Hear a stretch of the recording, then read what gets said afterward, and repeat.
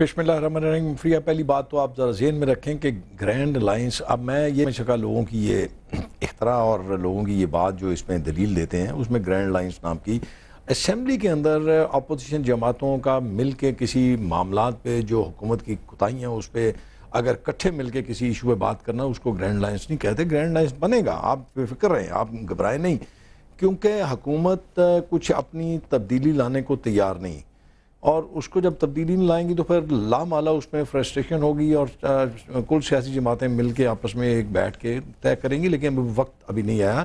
یہ پاکستان مسلم لیگ نون اور M Q M کا ایک مشترکہ اعلامیہ تھا. آپ پڑھ کے دیکھ لیجیے، سن کے دیکھ لیجیے. اس میں یہ تھا کہ ہم مل کے ایک آپس میں اندر اسمبلی کے اندر ایک اپنا ایک لائحہ عمل تیار کریں گے اور حکومت کی غلطیوں پہ پردہ اٹھائیں گے. وہ ہمارا ایک جمہوری حق ہے، اس پہ ہم کریں گے اور کرتے رہیں گے. آپ جو یہ بات کہہ رہی تھی نا کہ گرینڈ لائنس اگر خط کی بات آپ جو کہہ رہی تھی، یا ہمارا اتحاد یا ہماری اسمبلی میں ایم کیو ایم کے ساتھ ایک یکجہتی، وہ آپ دیکھیں 3 سال میں کئی مرتبہ ایسا ہوا ہے. لیکن اس وقت یہ تھا کہ ایم کیو ایم اپنی ایک جماعت کی حیثیت سے اس ایشوز پہ اپنی آواز بلند کرتی تھی. پاکستان مسلم لیگ اپنی آواز بلند کرتی تھی، شیرپا پارٹی اپنی آواز بلند کرتی تھی، جے یو آئی اپنی آواز بلند کرتی تھی، اور کئی ایشوز پہ اے این پی نے بھی اپنی آواز بلند کی ہے. اور اس میں آپ کو پتہ ہے این آر او پہ سب کی مشترکہ رائے تھی کہ این آر او کو ہم اسمبلی سے پاس نہیں ہونے دیں گے.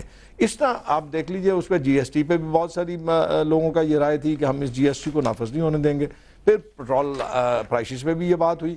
اب بات یہ ہے کہ اب جب اسمبلی کا اجلاس ہوگا آپ کو نظر آئے گا. جہاں تک آپ کمیشنری نظام کی بات کر رہی ہیں، اس پہ ایک ریزرویشن پاکستان مسلم لیگ نون کی تھی، کیونکہ پنجاب میں پاکستان مسلم لیگ نون کی حکومت ہے اور وہاں پہ جزوی طور پر کمیشنری نظام بحال ہو چکا ہے.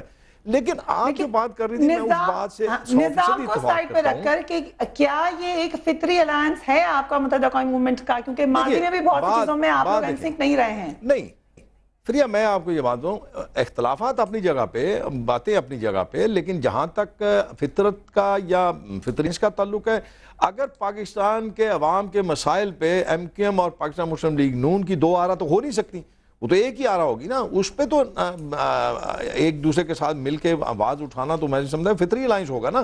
اگر پاکستان کے اگر آپ انرجی کرائسس پہ بولتے ہیں تو ایم کیو ایم کا وہی موقف ہے، ہمارا بھی وہی موقف ہے. اگر آپ رشوت اور جو کرپشن ہو رہی ہے اس پہ آپ بولتے ہیں، ایم کیو ایم کا موقف وہی ہے، ہمارا بھی موقف وہ ہے. اب میں وہی آپ کو یہ بتانے کی کوشش کر رہا تھا کہ آپ جو بات کو، جس بات کو آپ بنیاد بنا رہی ہیں، وہ ہے کمیشنری انتظام. میں یہ کہہ رہا ہوں کہ میں اس کی برائیوں یا اچھائیوں میں جانے کی نہیں کروں گا. ابھی آپ نے ایک خاتون جو ہے بیچاری اپنے بیٹے کے لیے جو بات ابھی کر رہی تھیں، یہ 1 ماہ ہے. اب بہت ساری وہاں پہ آپ دیکھیں پچھلے 2 سال میں کتنے جنازے وہاں سے اٹھے ہیں. یہی تو آج کا سوال ہے. آپ کیا سمجھتی ہیں؟ نہیں فریہ، آپ کیا سمجھتی ہیں کمیشنری نظام سے کوئی جن آ جائے گا جو سارا کچھ ٹھیک کر دے گا؟ اس کا مطلب ہے کہ آپ ٹھیک نہیں کر سکے. آپ کی گرپ وہاں پہ مضبوط تھی.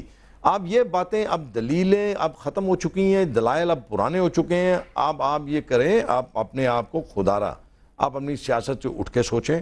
یہ کہہ دینا کہ جی ایم کیو ایم چونکہ ہمارے ساتھ روحیل صاحب، جو آپ نے یہ بات کی کہ کمیشنری نظام سے کیا گارنٹی ہے کہ یہ معاملات ٹھیک ہو جائیں گے، یہ سوال میں ابھی پوچھوں گی. لیکن بشیر جان صاحب، آپ کا کیا موقف ہے اس وقت جو ٹائمنگ ہوئی ہے ان اعلانات کی؟ اس سے کیا بہتری کی امید ہے یا اور حالات خراب ہونے کی امید ہے؟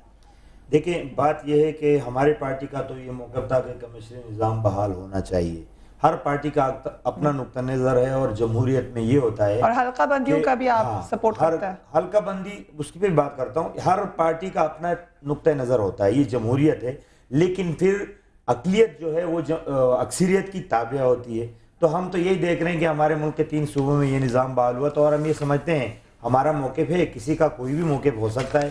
ہم یہ سمجھتے ہیں کہ کراچی کے موجودہ حالات میں اس سے کچھ نہ کچھ فائدہ ضرور ہوگا. اگر تفصیل آپ جاننا چاہتی ہیں، فائدہ کیسے ہوگا؟ فائدہ یہ ہوگا کہ دیکھیں، پورے پاکستان میں یہ ہوا تھا کہ یہ نظام اس لیے بنایا گیا تھا کہ اختیارات نچلی سطح تک جائے.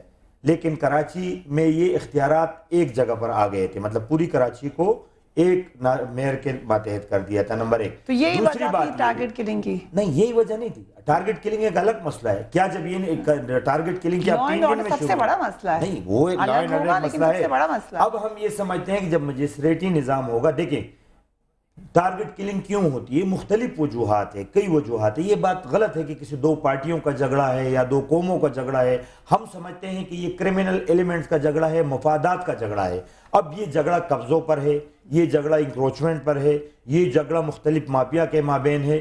اب یہ ظاہر ہے کہ اس میں جب ایک بے گناہ کوئی قتل ہوتا ہے، وہ اگر اردو بولنے والا ہے تو وہ بلیم لگائے گا پشتو بولنے والے پہ. میں آپ کی اطلاع کے لیے بتا دوں کہ 50 سے زیادہ پختون جو ہے وہ ہلاک ہوئے، ان کو کس نے شہید ہوئے، ان کو کس نے قتل کیا، تو اس بات پہ ہم نہیں جاتے ہیں. لیکن مجسٹریٹ کا ہونا اب ناظم ہے، وہ کسی روڈ سے ریڑھی کو نہیں ہٹا سکتا. میں یہ بات پوچھ جاؤں گی رضا ہارون صاحب، آپ نے خود کہا کہ ایڈمنسٹریشن کا معاملہ ہے سب سے بڑا. اگر حکومت ایڈمنسٹریشن ہی کو تبدیل کرنا چاہتی ہے، وہ اگر یہ سمجھتے ہیں کہ ہم اس نئے نظام سے بہتر کر دیں گے لا اینڈ آرڈر، تو پھر آپ لوگ کیوں اعتراض کر رہے ہیں؟ نہیں دیکھیں فریہ، دو تین مختلف چیزیں ہیں نا. ہر چیز کو گڈ مڈ کر کے ایک سوال بنا کے تو پیش نہیں کر سکتا.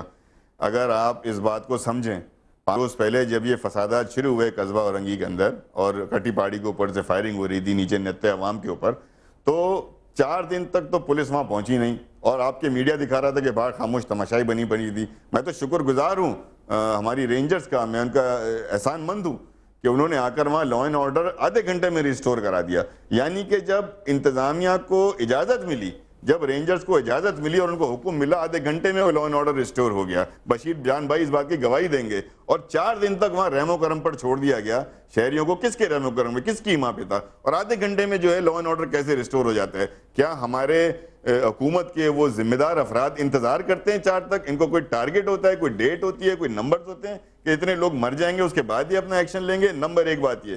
نمبر 2 بات یہ کہ دیکھیے مجسٹریٹی نظام جو ہے بنیادی طور پر اس بات کو سمجھ لیجئے کہ یہ امپیریلسٹک دور، کولونیلزم کے دور کی، برٹش راج کے دور کی، گورے انگریز کے دور کی. متحدہ کا موقف بڑا کلیئر ہے اس پر رضا صاحب، لیکن بات یہ ہے ایسے نہیں اس وقت کی سچویشن میں دیکھتے ہیں رضا صاحب، آپ ہی سے جواب دے رہی ہوں. صرف اس وقت کی سچویشن یہ ہے کہ انفارچونیٹلی ڈیموکریسی کا رول یہی ہے کہ majority rules.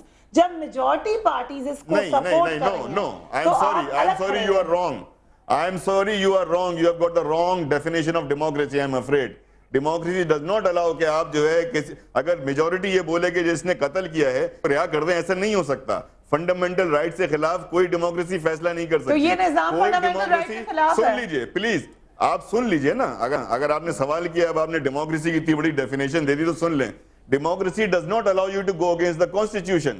Democracy does not allow you to break the fundamental rights of the people. Number 1, Article 140A جا کر پڑھیے. اس میں کیا کہا رہا ہے؟ اس میں یہ کہا جا رہا ہے، پابند کیا جا رہا ہے، کمانڈنگ آرٹیکل ہے جو پروونشل گورنمنٹس کو پابند کرتا ہے اس بات کے لیے کہ پروونشل گورنمنٹ لوکل گورنمنٹس کی فارمولیشن کرے گی اور انشور کرے گی کہ پولیٹیکل، ایڈمنسٹریٹو اور فائنینشیل پاور جو ہیں لوکل گورنمنٹ کو چلے جائیں. یہاں یہ ہو رہا ہے کہ 1 جولائی کو تو بڑے فخر سے ہم نے اعلانیہ بنایا کہ پروونشل اٹانومی ڈے ہے، اور 10 جولائی کو ہم نے لوکل گورنمنٹ اٹانومی ڈے کا قتل کیا ہے. تو میں یہ بات اس لیے کر رہا ہوں کہ جب آپ مجسٹریٹی نظام لا کر کھڑا کرتے ہیں تو آپ کیا کر رہے ہیں؟ آپ لوکل گورنمنٹس کے جو اختیارات دیے گئے تھے ان اختیارات میں سے لینڈ ریونیو کو آپ واپس لے رہے ہیں، بجائے اس کے کہ آپ اختیارات آگے دیتے وہ آپ لے رہے ہیں. نمبر 3 مجسٹریٹی سسٹم کے تحت سن لیجئے چھوٹا سوال بہت بڑا ہے. میں بتا رہا ہوں آپ کو، میں بتا رہا ہوں یہ اس لیے کیا گیا کہ مجسٹریٹی نظام، عدالتی نظام آلریڈی سیپریشن آف جوڈیشری کے تحت 1994 کا ڈیسیجن ہے، علیحدہ کر دیا گیا ایگزیکٹو سے.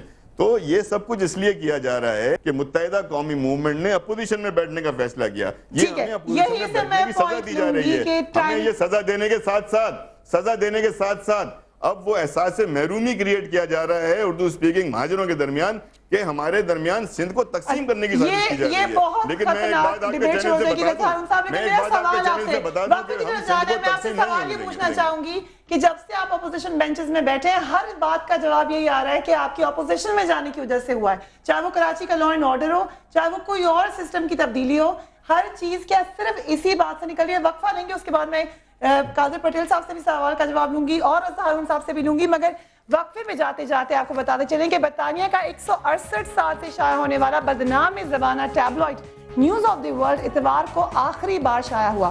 اس شمارے کے پہلے صفحے پر بڑے بڑے حروف میں درج ہے شکریہ اور الوداع. برطانیہ میں ٹیلی فون ہیکنگ کے معاملے کے بعد اس اخبار پر شدید تنقید کی گئی اور یہ معاملہ عدالت میں جانے کے بعد اس اخبار کے مالکان نے اس جریدے کی بندش کا اچانک اعلان کر دیا. یہ اخبار اپنی اینٹی امیگریشن، اینٹی مسلم اور اینٹی پاکستان پالیسی کے حوالے سے مشہور تھا۔ گزشتہ سال برطانیہ میں پاکستان کرکٹ ٹیم کے 3 کھلاڑیوں محمد عامر، محمد آصف اور سلمان بٹ کے مبینہ طور پر اسپاٹ فکسنگ میں ملوث ہونے کا اسکینڈل بھی نیوز آف دا ورلڈ ہی کی قسمت میں یہ شرف لکھا گیا تھا۔ ہم اس اخبار کی بندش پر صرف ایک بات کہنا چاہتے ہیں کہ we will certainly not miss you. وقفہ دیتے ہیں، اس کے بعد بات ہوگی۔ Keep watching News bat.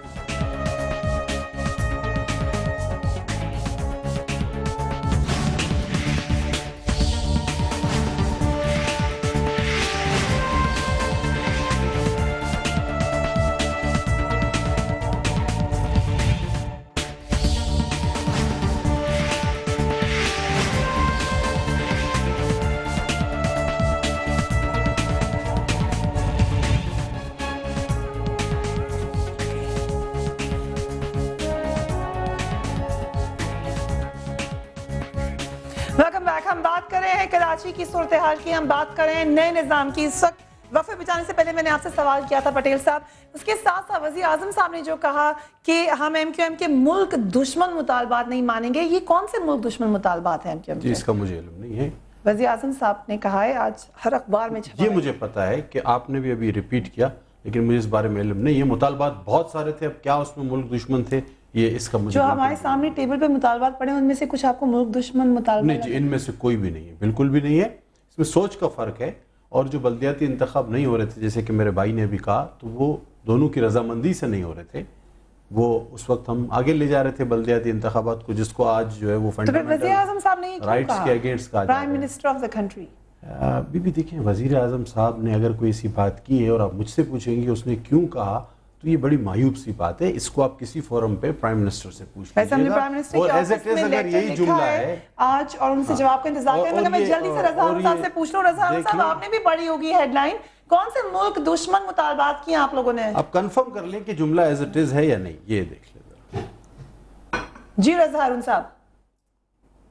میرے خیال میں ہم نے، مجھے نہیں پتا کس کانٹیکس میں انہوں نے بات کی ہے، نہ میں نے خبر پڑھی ہے، لیکن شاید ہم نے یہ جرم کر لیا ہے کہ عوام کے حقوق کی آواز اٹھائی ہے۔ یہ شاید اگر ملک دشمنی ہے تو ٹھیک ہے، شاید ہم نے یہ جرم کر لیا ہے کہ ایک ایسے سسٹم کو جس کو نافذ کیا جا رہا ہے، جسے ہم سمجھتے ہیں کہ یہ جاگیردارانہ وڈیرانہ سوچ کی پہرے دار اور چوکیدار ہوگی، شاید یہ ہو سکتا ہے ملک دشمنی نظر آ رہی ہو، لیکن میں نے پڑھا نہیں۔ مگر آپ نے یہ تو کل کہا جب پریس کانفرنس ہوئی، آپ پیچھے کھڑے تھے رضا صاحب، جب کہا گیا کہ 9-0 پر حملے کا منصوبہ، یہ تو آپ لوگ، یہ تو پتا ہوگا آپ کو، یہ اتنی بڑا الزام آپ کی طرف سے بھی لگایا گیا۔ 9-0 پر حملے کا منصوبہ اور ملک دشمنی دو مختلف چیزیں ہیں نا، کہاں کی چیز کو کہاں نہ ملائیں آپ۔ حملے کا منصوبہ چھوٹی سی بات ہے 9-0 پر۔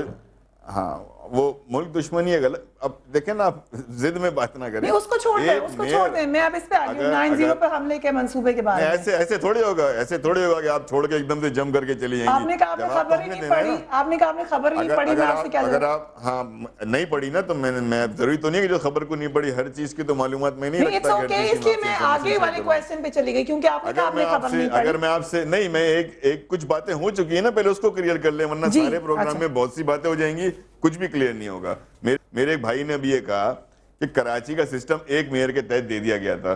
میں سمجھتا ہوں کہ بڑی ادب کے ساتھ کراچی میں 18 ٹاؤنز تھے، اس کے اپنے اپنے میئر تھے، ان کی اپنی اپنی کاؤنسلز تھیں، اور کسی بھی اگر ایسے ایل جی او کو یہ پڑھیں گے تو کوئی بھی ٹاؤن کا میئر براہ راست منتخب ایسا ہوا ہی نہیں کہ وہ براہ راست سٹی ناظم کے اندر آتا ہو، تو یہ تھوڑی سی انفارمیشن غلط ہے، ایسا نہیں تھا۔ 18 میئرز تھے اور ایک سٹی ناظم تھے، اسی طریقے سے ان کی اپنی اپنی ہر ٹاؤن کی اپنی کاؤنسلز تھیں، اور یہ ٹاؤن بااختیار تھے اپنے اپنے فیصلوں کرنے پہ۔ نمبر 1 بات یہ۔ نمبر 2 بات، میرا آپ سے ایک سوال ہے نا، میں تو 2 روز سے سوال کر رہا ہوں جب سے یہ کمشنری سسٹم آیا ہے، کہ یہ کمشنری سسٹم اگر بہت اچھا ہے، اس سے سارے مسئلے حل ہو جاتے ہیں، تو دنیا کے کون سا ایسا شہر ہے، ترقی یافتہ ڈیموکریٹک شہر ہے، ڈیولپ ڈیموکریسی ہے، جہاں پہ یہ نظام نافذ ہے؟ برطانیہ کا انٹروڈیوس کیا ہوا ہے، کہیں برطانیہ میں ہے؟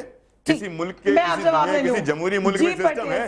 ایک منٹ سن لیجئے please, 1 minute, let me end this, اس کے بعد آپ پوچھے گا۔ میرے ہاتھ میں یہ مینیفیسٹو ہے، پاکستان پیپلز پارٹی کا مینیفیسٹو ہے 2008 کا، اور یہ میں آپ کو پڑھ کے سناتا ہوں کہ یہ کہتے ہیں کہ local government will be based on modern patterns such as those that exist in the established democracies of the world. Now explain according to your manifesto کہ یہ جو سسٹم آپ کمشنری بحال کرنے جا رہے ہیں، یہ دنیا کے کون سی ڈیموکریٹک ورلڈ میں ہے اکارڈنگ ٹو یور مینیفیسٹو؟ جی رضا ہارون صاحب نے سوال اٹھایا، عبدالقادر پٹیل صاحب کون سے ملک کی ایگزامپل دیں گے؟ بہت ساری چیزیں ایسی ہوتی ہیں جس میں نقل نہیں کی جاتی،